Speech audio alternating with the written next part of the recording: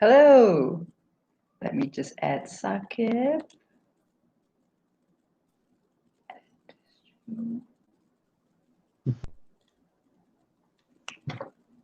I hear you. Do you hear me? Yes, yes, I can hear you. Perfect. Oh my God. Okay, great. Perfect. Okay, great. Phew. We have Okay. liftoff. We have left off after slight problems or technical difficulties, teething problems, but hey, that's technology. Hello, Hassan. Thank you for joining us. Thank you, folks, for joining Yeah. us. Welcome to Breaking Silos with me, Sophia Jamil. Happy to have you guys here. I think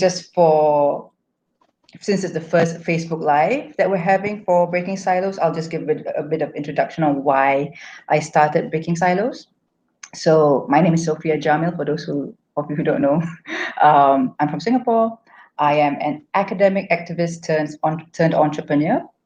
Uh, and for much of my professional career, I have been a political analyst, looking at non-traditional security issues.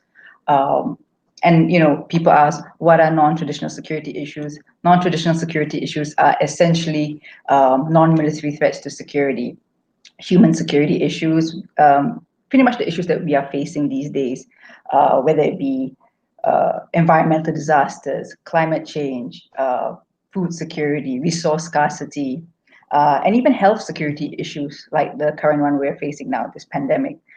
These are all non-military threats to security that impact on how we live as a society. And so I've been doing that sort of thing since 2012. Oh, no, sorry, not 2012, 2006. I started my PhD in 2012. So given these topics that I cover, climate change, sustainable development, I've also been involved in a lot of environmental activism. And from about 2014, I actually decided to break my career silos, rather break the academic silo and go into business. And I co-founded a company, and that company itself was designed to, at its core, to break down silos between PR companies and consultancies. So if you'd like to know more on that, that's on my website, thesocialhornbill.com. Uh, so that brings me to, that sort of leads me into, or rather, is part of why I decided to start this Breaking Silos podcast.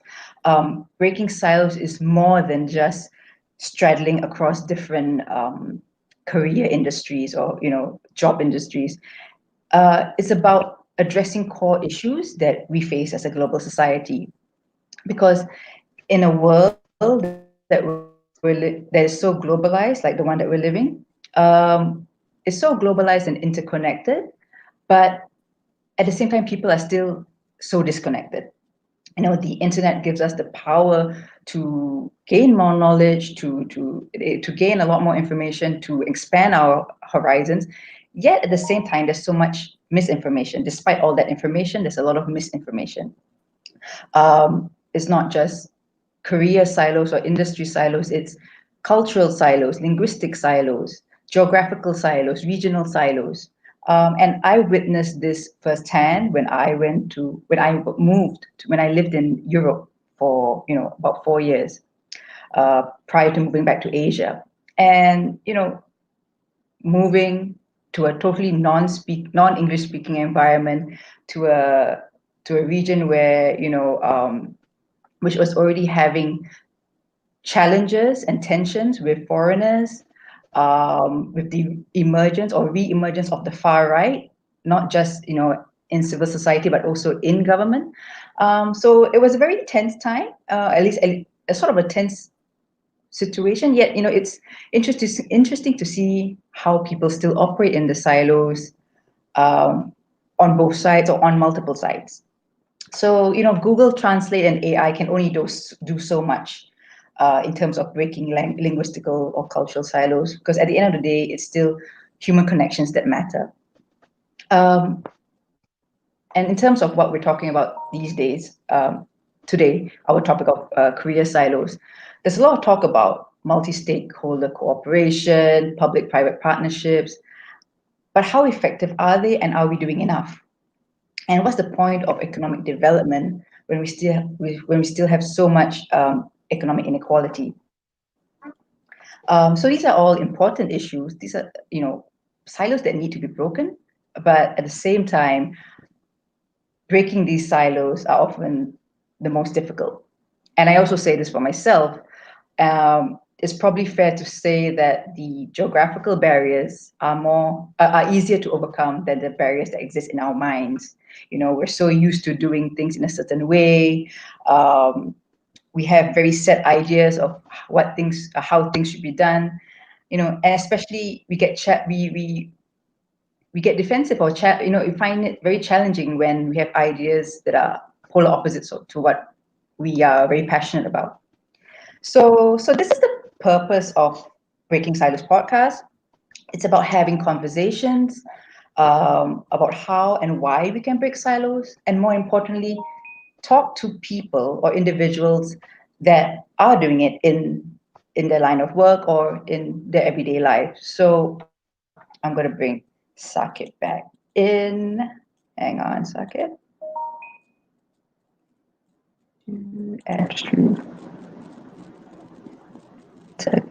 All right.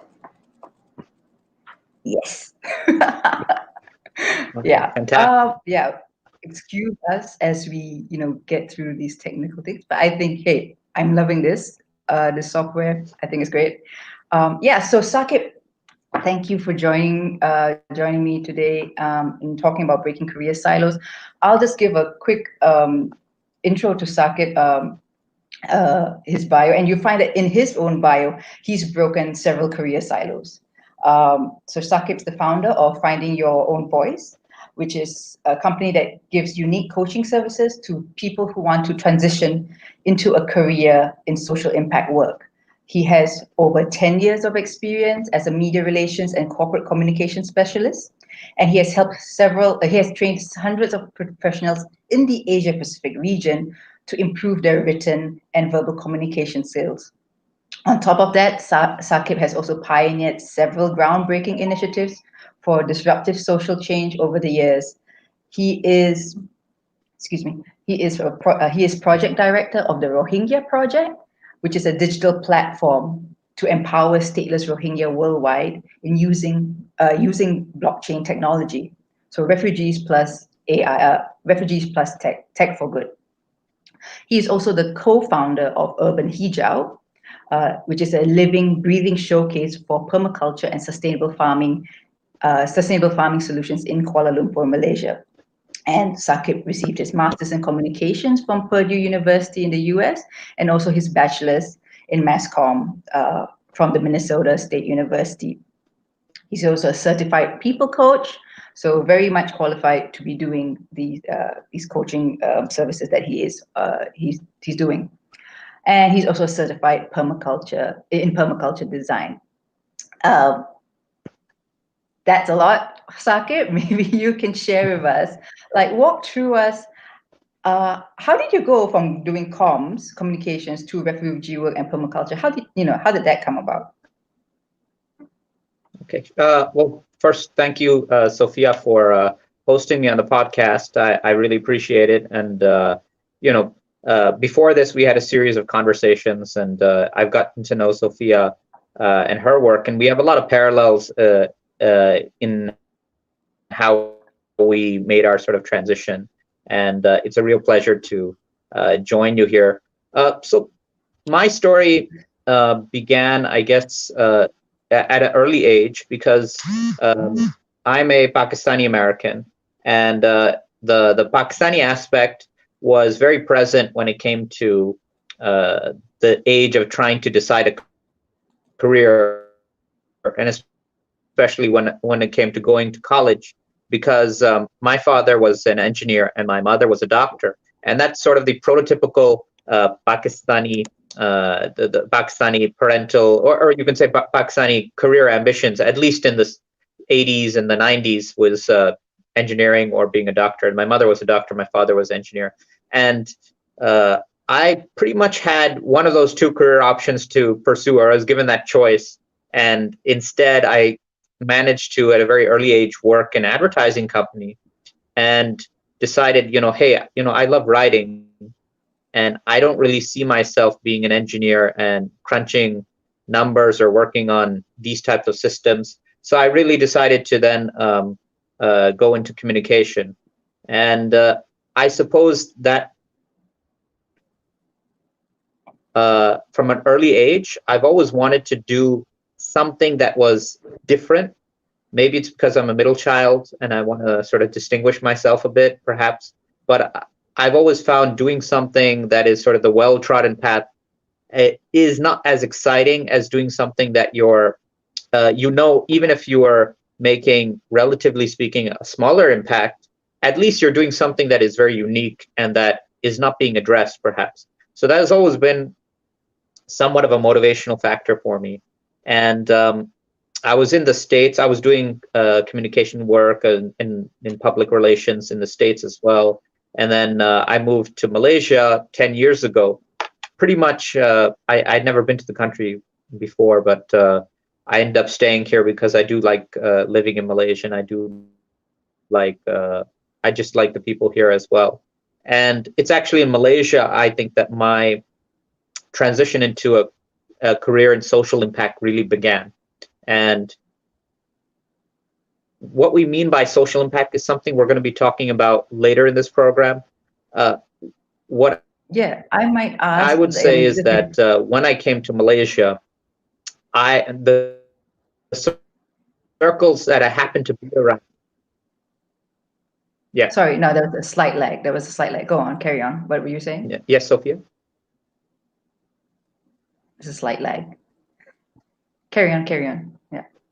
Okay. No, I was saying that when I came to Malaysia, my circles tended to be around people who are doing some interesting work when it came to their own sort of farming projects.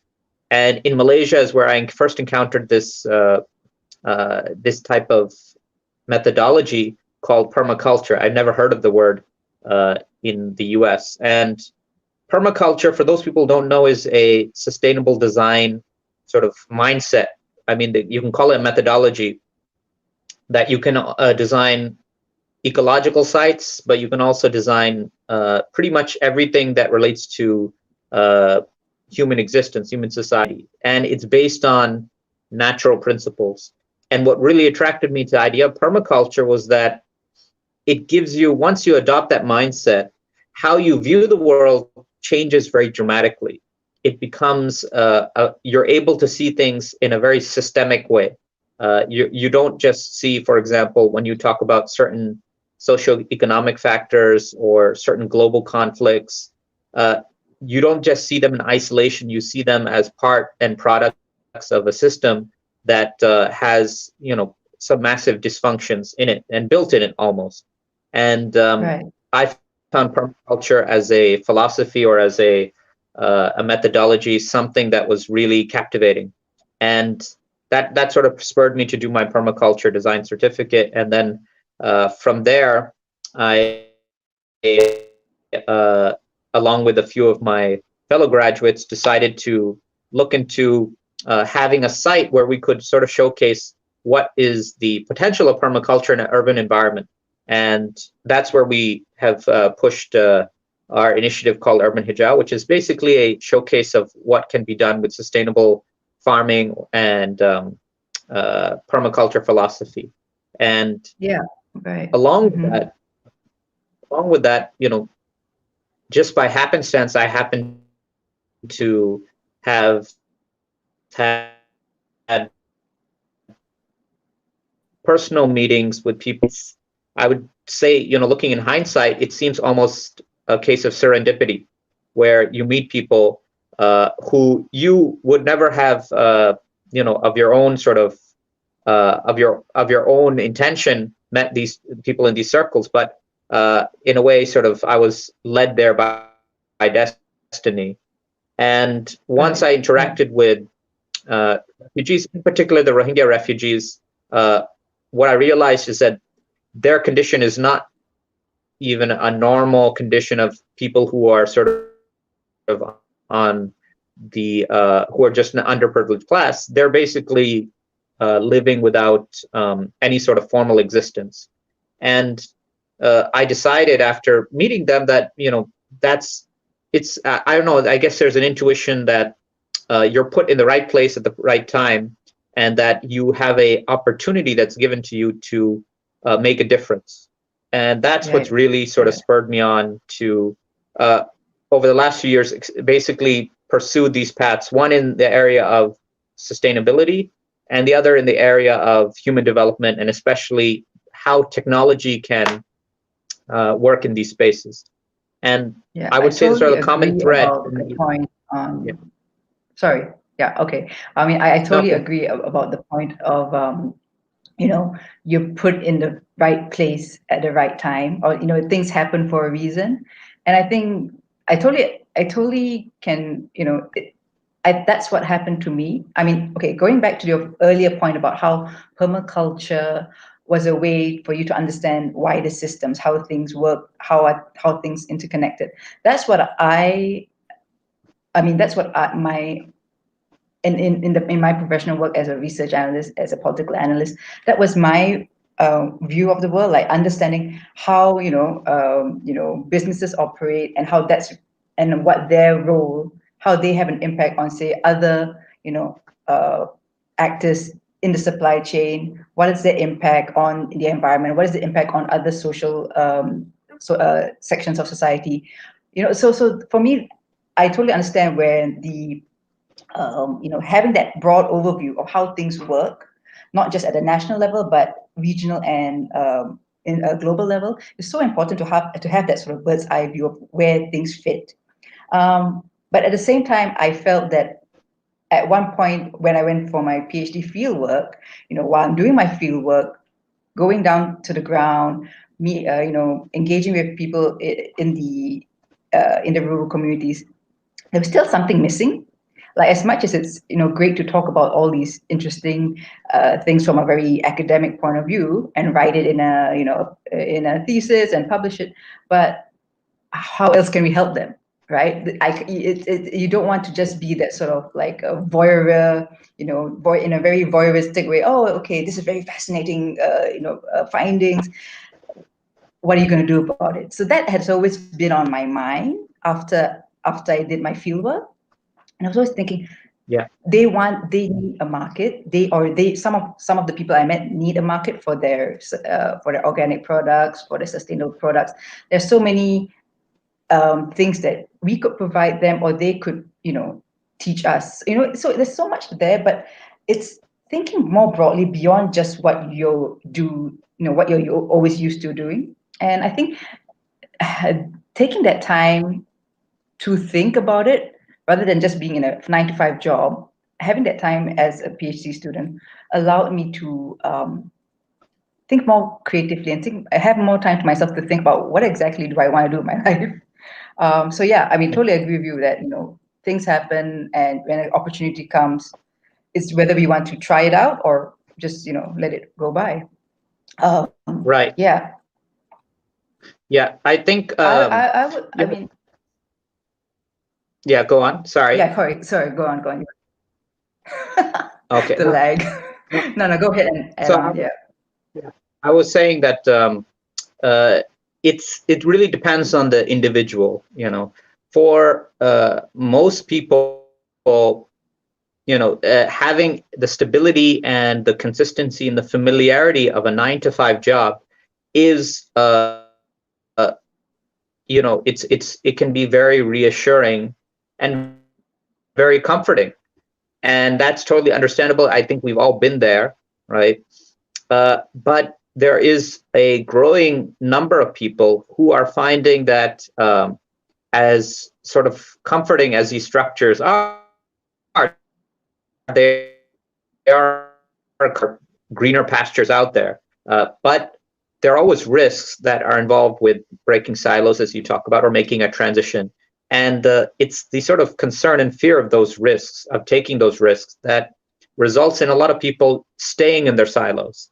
And I think what we're seeing now is there's a growing phenomenon where people are realizing that these systems, especially since we had this COVID-19 lockdowns, that a lot of the systems that we think are going to be there forever, that they're very familiar, that they're going to offer security, and that they're going to offer a reliability, that these career ladders are sort of faltering. And in certain cases, people have been laid off. In other cases, people who are expecting a promotion suddenly find that the ladder has been taken away from them. So what we're faced now is a growing number of people who are questioning this existing system of work. And within that questioning, you're going to have sort of two responses. One response are going to be people who are going to adopt what we consider to be sort of a scarcity mindset, where they're going to be saying that, okay, my career ambitions, I'm going to scale them down because we're in a tight environment, and I'm going to stick with the current job I have or take a prospect that is probably going to result in me being underemployed. And then you have another section of people who are willing to take risks or see this as a signal that maybe it's an opportunity for them. And the famous saying, every crisis there's an opportunity, that maybe this is an opportunity for them to look towards something that is more meaningful. So as much as we are having this conversation, and you probably heard in the background about the Great Reset, I think that in terms of this traditional structure of work, we are seeing a Great Reset. And what I think would be an increasing trend now are people who are going to be looking into doing work and making it a precondition that that work has to serve a cause that is close to their heart and that is beyond their own immediate needs. Right. And that leads to the point of like social impact.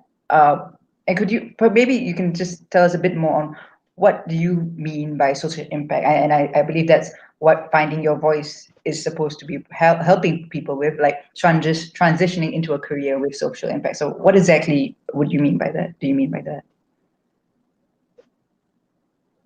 Right. So when we say the word social impact, let's be clear that it's become kind of a buzzword nowadays. And, that means that there is a significant trendiness associated with the word, but you can be doing it as an individual, that your work, the core function of your work, has to be delivering some net benefit to society, usually in terms of social benefits, as in benefits that are experienced by people, or benefits that are experienced by the environment. And these benefits have to be tangible, they have to be measurable, and they have to be less about feeling good and less about just a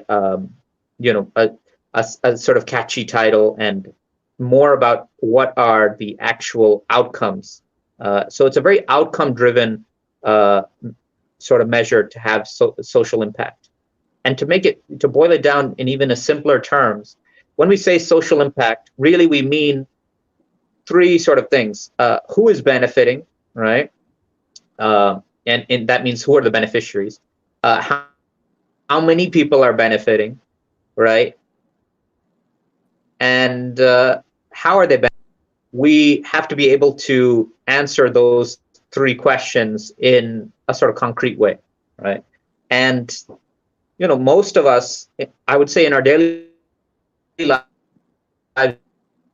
we are delivering some type of, giving a donation, or whether it's, even you experience somebody who's poor and you're giving him something from your pocket, or you're recycling some goods, and you decide to maybe give out a loan to a friend who's in need. I mean, there are all sorts of social impacts that we have in our own lives that we don't really track, right? And we may even impress ourselves if we start tracking and seeing what we're actually delivering. But the idea of social impact is that what you're actually giving to as an output is tangible, right? And the way I have often heard it phrased is, people who say, okay, when I die and expire from this world and I'm kaput and that's it and everything's finished, I want to have given back more in terms of my output of what I've been doing than I've actually consumed from the earth in my existence there. So that's one way of thinking about it. I mean, how have you viewed social impact yourself, Sophia? Exactly what you're saying, because in my own research, you do have that problem, that people do that it has become a catchphrase along with other phrases like CSR, corporate social responsibility, and and even in disaster times, we've seen how people take the photo opportunity. I'm here, I am giving some donations or some aid to this vulnerable community, and that's it. Even it goes on to, like, even tourism to some degree. Oh, I'm going to Africa to help these poor children, that sort of thing. So it becomes a more of an image driven sort of thing without really having that sort of substance to it. And that's what Yeah, I found also in my own, like, research as I went through. And you have the term greenwashing, right? In where companies just say, okay, even though our main business is still very polluting, or it has a very adverse impact to the environment, we're still making up for it by doing X, Y, Z. yeah, Fair enough, but right. at some point, you can't just, there has to be more than just planting trees. And in fact, in my own research, when I went to visit places where there were, mangrove replanting, reforestation efforts, some people even told me that, for some people, it was, for some communities, and not all, but there were some that they would be given the funding or resources by the company to replant. It'd be a bit of money for the seeding and for paying people to work, but somehow, they would just let it not. They would just die. There's a lot of effort being put into planting, but not necessarily managing. So Yeah, so there were cases where people would there will be replanting, but no one's taking care of it, and then that's okay. Another company might come over and say, okay, we're going to help you. So, where exactly is the how are we assessing all these social impact yeah, initiatives? And that's where results based is so important. And what is the criteria? It has to be more than just saying, oh, I'm doing this. Well, what's the proof for it? Yeah. yeah, yeah. So I think that on that point, a lot of us can, with some justification, be kind of cynical about corporate efforts to try and deliver some type of social impact as basically just providing themselves cover in the form of corporate social responsibility, and not necessarily taking responsibility for their own, what we call externalities, which are the social cost of a lot of these organizations' work. So an organization that dumps toxic waste down the river would also plant maybe 100 trees at a abandoned lot. And yeah, we should be cynical about these things, but I would just caution against you know perhaps just dismissing the entire thing altogether. I think the one reason that we have corporates who are doing this is because there is an increased consciousness among the public that a corporation or business, as a stakeholder in society, needs to give back in some fashion, and that if they're not doing that, right, if they're not doing that, then you could view them justifiably with some suspicion. So it's almost considered a need now to have some type of give back program.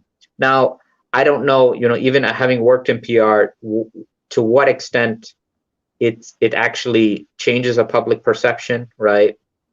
What it's probably, in my opinion, in most cases, minimal at best, and in certain cases just to impress certain investors. But at the same time, I see CSR as a tool that can, in many cases, be used positively as well, right? But we have to be cognizant that it should not be for the sake of distracting from legitimate criticism of the way any business operates. It should be something that has from the management side, should have a sincerity behind it.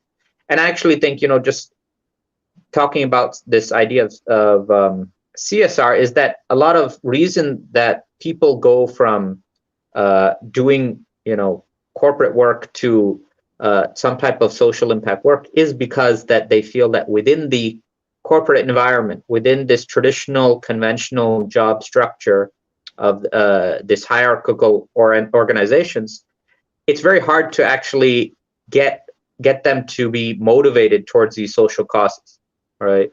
And that's why people feel that they're able to do that more easily when they're on their own, when they are not accountable to maximizing shareholder profit, and they can set up a social enterprise or an NGO or just volunteer, for example, and do whatever they can do in their own capacity that gives them fulfillment, basically.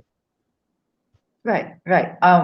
Just before we continue, Hassan's got a question. Great question, Hassan. We will keep that when we're talking about in our next segment. We're just going to talk a bit more about how why Saqib and I, we wrote an article recently on how breaking career silos is so important for 2021 and beyond. And that's building on what you were just mentioning, where how people are trying to move and find more purposeful work in their jobs or in what they're doing.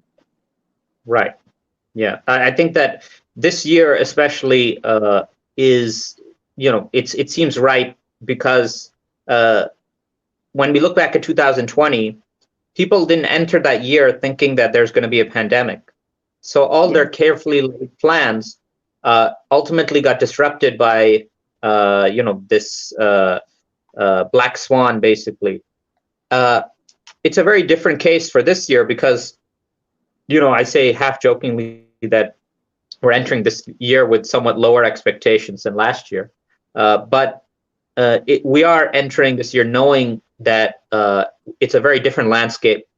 And this landscape provides its own special set of challenges and opportunities that are very different from last year. And if you wanted to make a pivot, a change, if you wanted to relook at your own priorities and rethink about whether your work reflects your values, it's hard to think of a better opportunity or a better time than 2021 for you to do that, because we are in an environment where people are changing careers, people are getting disrupted, many cases unwillingly so. And at the same time, there are more needy people than ever. I mean, we wrote about in the article that what those who are on the margins are experiencing in the pandemic is really frightening because, they've sort of been shifted completely off the spectrum. And I mean, in the US, you had 8 million more people who entered poverty just within a few months, right? And you have similar cases in other countries. It is really a lot of stress in the system. And the moment you have lockdowns, people's livelihoods are at risk. So we are in an environment where it's the best time to actually give back, because from the supply side is doing quite well on that score. So so that would be my perspective, at least from how I see going into this year. Yeah, and I think for people who are more money-minded, so to say, or are thinking of the dollars and cents, it was always a case of it's not going to make money. There's no market for this. But actually, there is a massive underserved market that people just haven't thought of creatively of how to do things. And I think this is exactly what you say. There's so much that can be done, and people that actually need services. Between both of us, I've been sharing some other articles that kind of talked about this. One was on The Atlantic, where someone had wrote a book called if you're so smart, why are you still unhappy? And I think that points to the how, even though you can be so highly educated, making lots of money, but you still don't have that job satisfaction. And then the other one was the Harvard Business Review article where it's always the flip side and saying how you can actually overcome get job satisfaction by connecting your work with service, being conscious of that idea of that you are doing a service in your work. And there's one quote that really struck me. It was, remember why you're doing work. Purpose isn't magic. It's something we must consciously pursue and create. So I thought that Yeah. was really really important, because it talks about being mindful in what you're doing and knowing why you do it, not just what you're doing, but the why. Yeah. I think that's a good point. When it comes to purpose, like finding one's purpose, we have to remember that, that you don't find your purpose necessarily just staying indoors, even though, of course, we're in a lockdown environment, so we have to stay indoors. I mean, figuratively speaking, just by doing nothing, you have to be proactive. You have to go out and search for what can click with you, what cannot, and get outside of your comfort zone. Finding the exact sort of sweet spot where you really feel that you can make an impact. Because doing good work, somebody could volunteer at a soup kitchen, but they find that when they volunteer at a soup kitchen, even though they probably feel good, it doesn't really compare to the feeling they have where they help, an old school build a small little garden in the back of the school.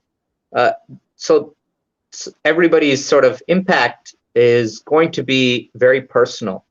And you only really know once you venture out and try different things that really that some can resonate with you, some don't resonate with you. And unfortunately, it doesn't really happen where you're waiting for a purpose to come and sweep you off your feet, and suddenly, life is going to seem so much better. And even, we should demystify this idea that once you find your purpose, work still is work, right? So doing, if you have to do a report and you're doing it for an NGO whose cause you're very passionate about, versus you're doing it for, a bank and you're not that passionate about it. The difference is that, yes, it'll be work in both cases, and it may be tedious and it may feel somewhat bureaucratic, but the difference would be that you doing the work for a social cause, it's imbued with a sense of meaning that is given by you. You doing that is moving along the path of delivering some type of impact. I mean, it's not just a task that you need to get off your list. It is everything that you're doing when you're in a career or you're in a vocation that you enjoy is imbued with a sense of meaning. So it doesn't become less tedious. It just means that tedious feeling that you've attached to it is at least somewhat, if not nullified, but at least somewhat, the impact is lessened because of the fact that you have some meaning. There is a purpose behind your doing it.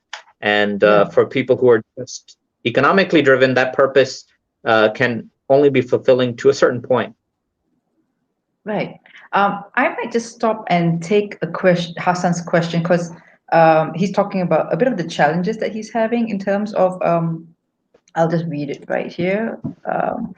While it is understandable to have a structured lifestyle, as what Saqib said, I felt that breaking away from the norm is a risk that I choose to take. As a personal trainer, I am able not only in making an impact in my clients, but I also use my clients to raise funds and support the victims of Merapi earthquake. Am I on track or aligned with the breaking the silo? I would say yeah. The fact that there's a ripple effect. Would you not say so? Right. No. And what we should mention is that you do it at your own pace, of course. And if you are doing a job that, for example, is not doesn't have anything to do with traditional social impact, but it is something that resonates with you, and is something that you connects with your values, then all the strength to you. Then that's great. That means finding your purpose doesn't mean having to do something that has a net social impact. But what he's given as example here is using your career as an opportunity to add some social impact into the nature of your work, which is another actually trend that we're seeing. And of course, it's very consistent with the idea of finding your own voice and breaking silos as well. So definitely, if you can add an aspect of social impact into your existing work, then that is especially helpful. One thing that I try and do with clients is when it comes to organizations who want to deliver social impact. So there's a few measurements that they use, and one sort of guiding principle that helps them is this idea of the theory of change. Are you familiar with the theory of change, Sophia? I've kind of heard of it, but I don't remember what exactly it is. Okay, so the idea of the theory of change is that you want to, in the past, for example, there would be a lack of specificity, as in if you want to deliver some type of positive benefits or changes, versus where your organization is at a particular moment, right? Mm-hmm. So to get from point A to point Z, there's a lot of steps that need to be taken. So the idea of theory of change is that you're sort of filling the gaps of how you're going to deliver that change. And it's sort of broken down into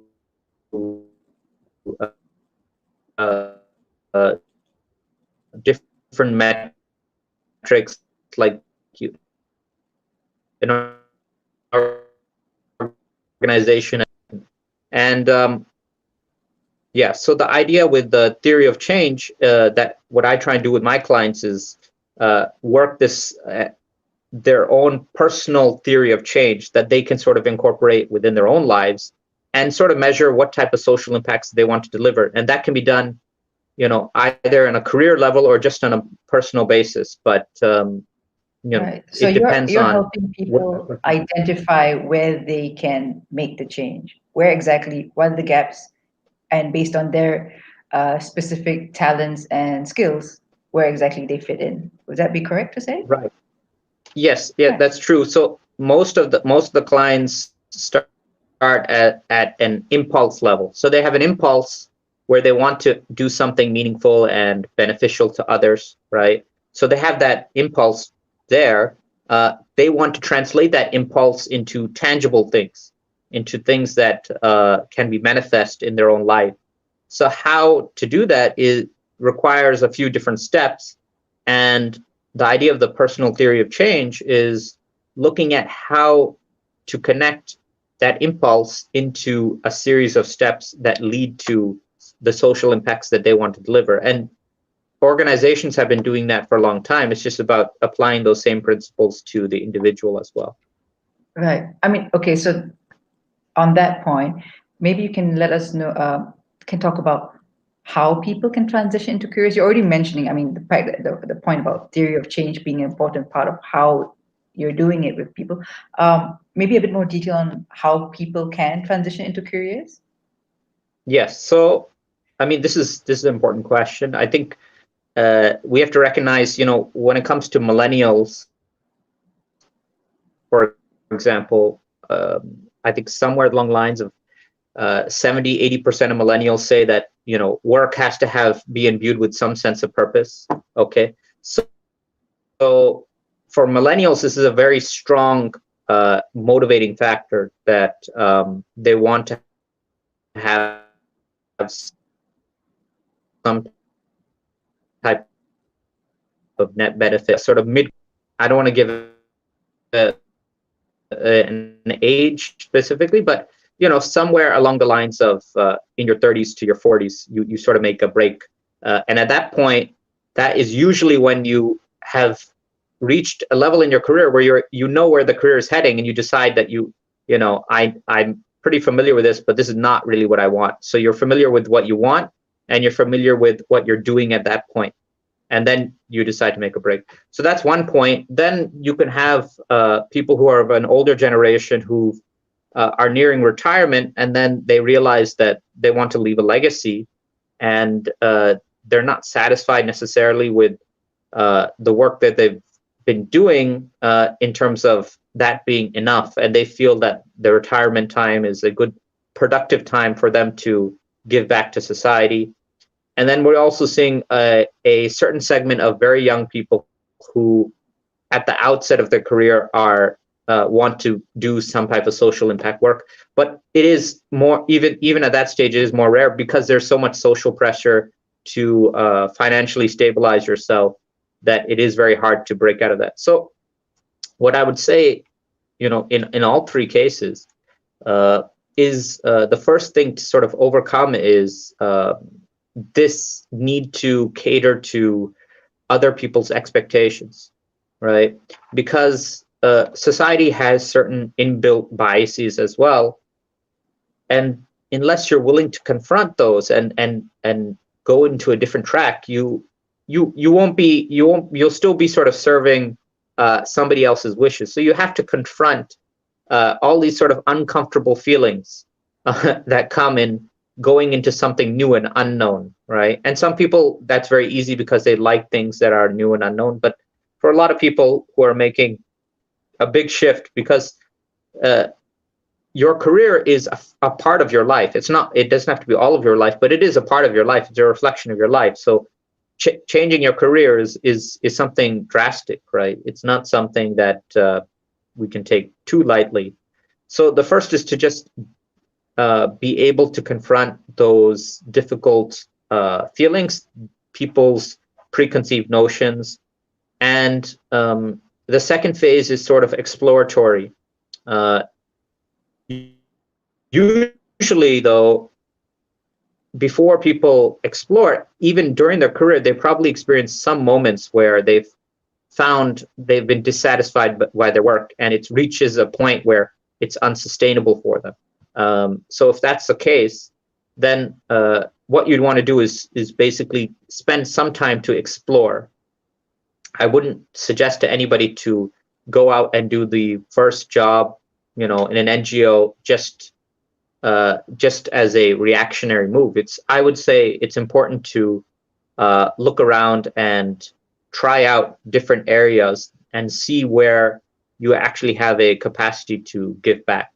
And one of the most successful cases is if you have a certain skill set that is particularly niche, like you're a lawyer, and you can use that skill set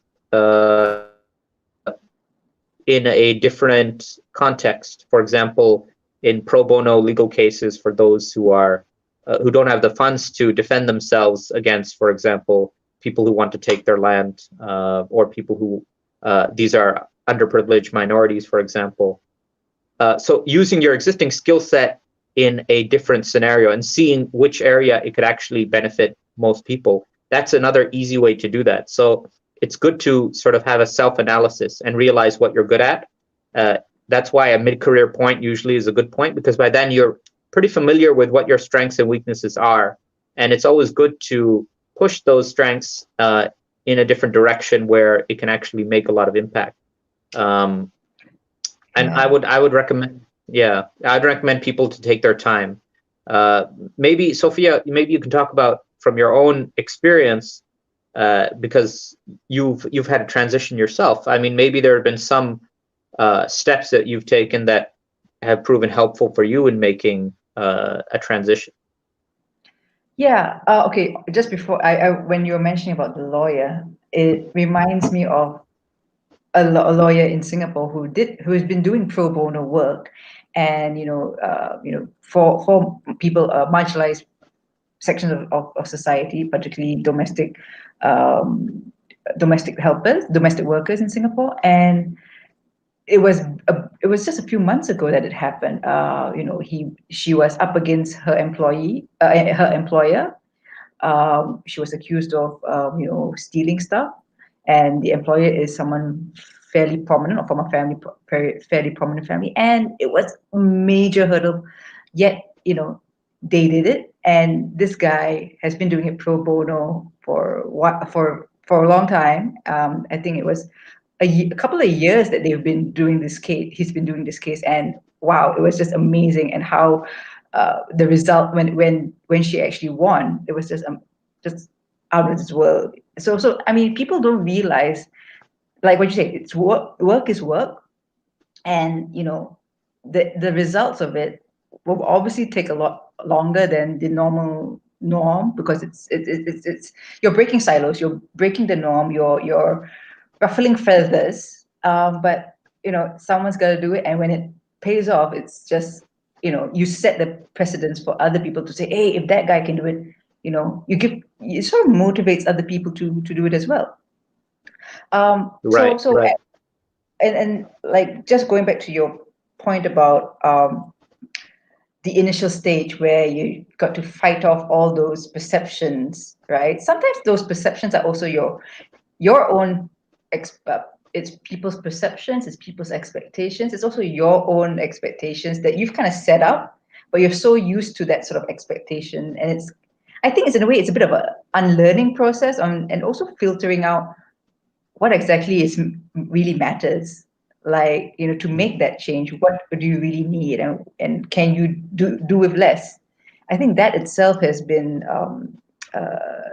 it's a process. It points back to the point of breaking that silos in your own mind before anything else.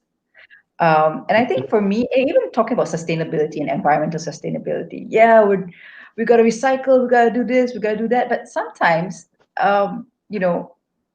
it was easier when I would say when I was single, when when I had more time for myself. When you get married, and then you trying to, you got all these other commitments, and at the end of the day, how much you recycle, and or whatever you're practicing, if people around you in your household are not doing it, it's not that, it's Yeah. not that effective. We're out there telling the whole world, but like the closer we by just starting from the nucleus at home, I mean, that's so important. And it it, like you say, it's starting small. I think there is definitely benefit of having that public awareness, but at the core, it's really about starting with your immediate people, and oftentimes that's the hardest, because Yeah. they're your loved ones, and that's the hardest ones to change, No, so to say. yeah. In my experience, that's also been the case, that in terms of those who want to make this transition into doing, especially if it's social impact, they often get a lot of pushback from their own closest family members. I have a farming buddy who he's basically a full-time farmer, but he can't tell his father about what he does. His father knows, but he doesn't mention it to him, because he's just too concerned about how his father may react to that.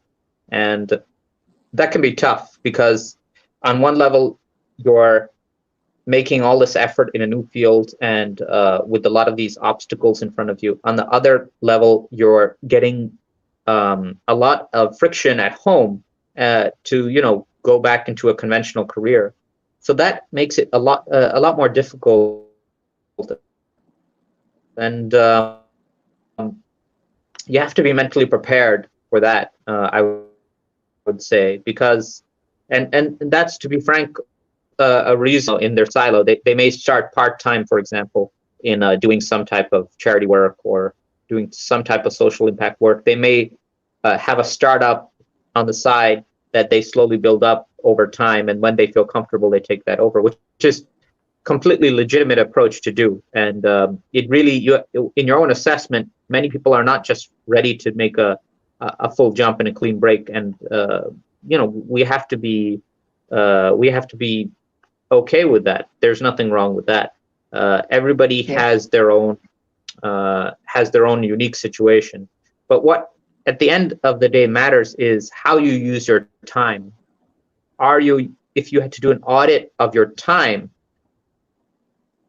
would you be satisfied with how you're using your time if you had an hourglass in front of you, and that hourglass has all the little sand particles that are falling down, representing the minutes and hours of your life that are sort of fading away? Would looking at that hourglass fill you with a sense of agitation? Would it fill you with a sense of frustration in terms of how you're using your time now?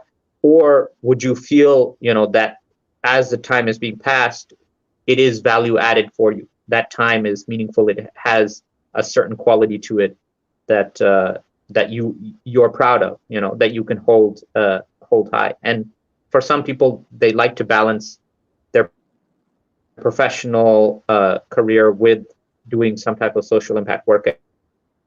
And in other people, they try and combine it together. And really, it depends on the person. There is no very one-size-fits-all formula for this. Right. We are at an hour. Wow, we thought it would be more than that. It would be less than that. But just to wrap up, for folks who are interested, to read the article that Saqib and I have written on how to make your career more purposeful in 2020, 2021 and beyond. The link's there on my website. You can check it out there. And the first article is the one that we've written. Saqib, maybe just for your final thoughts, in an ideal world, what's the number one silo that you think needs to be broken, other than what you're doing? And what advice would you give to someone that wants to break career silos?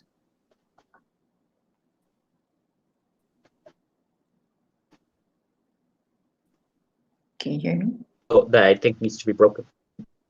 Yes, I can hear you. I'm thinking. Yeah, I'm trying to gather because it is a sort of profound question. I think that in the world that we have, if you ask me what silos that we have that need to be broken, I think it would be in the case of culture, in terms of people now. It seems in this era of rising right-wing sort of movements, that there seems to be a retreat back to sort of native identities. And what happens with that is that people tend to just retreat into their own echo chambers, right? Whereas, to me, a vision of the future should be one of inclusivity and breaking down these sort of silos and barriers. So I think cultural silos, to me, represents quite a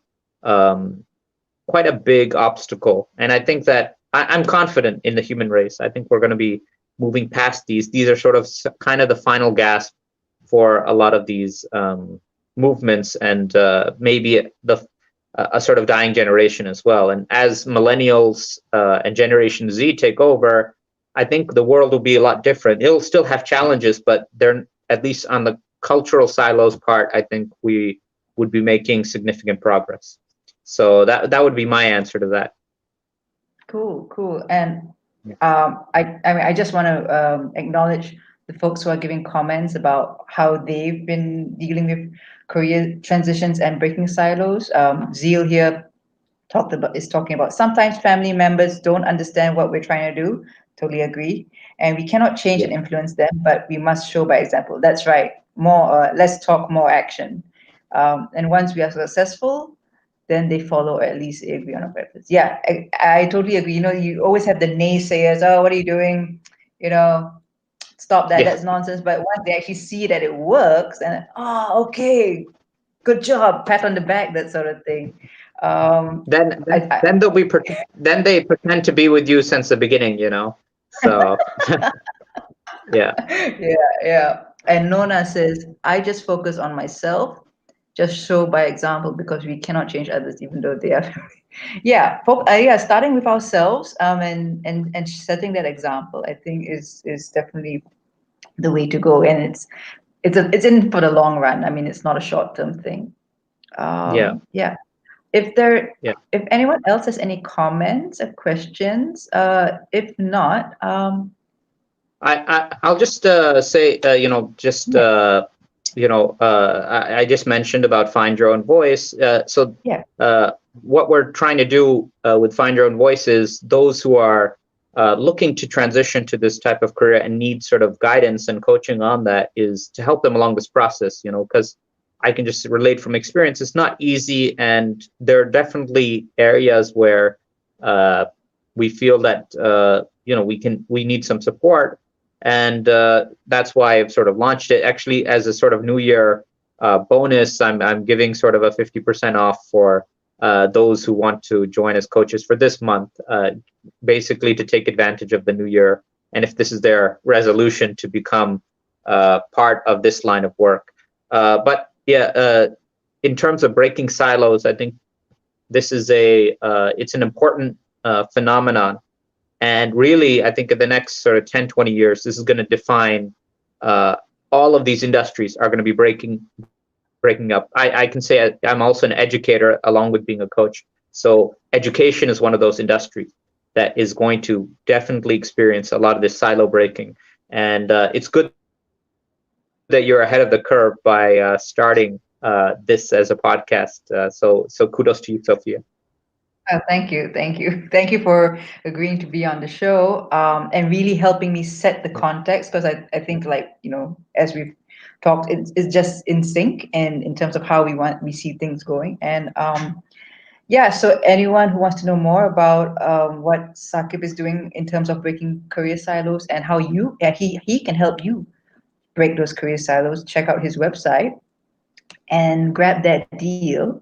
And thank you everyone for coming, joining us for today's session. I will be uploading the recording of this on the Facebook page as well as my YouTube channel, and also a condensed edited audio version of it will be available on my Breaking Silos podcast, which you can find that and the previous episodes, or which were more audio form, in my introductory audio podcast, is on the link below, thesocialhornbill.com/breaking silos. So thank you very much, folks. We'll be back next in 2 weeks' time with our second guest, and he is someone you has a very interesting career breaking up.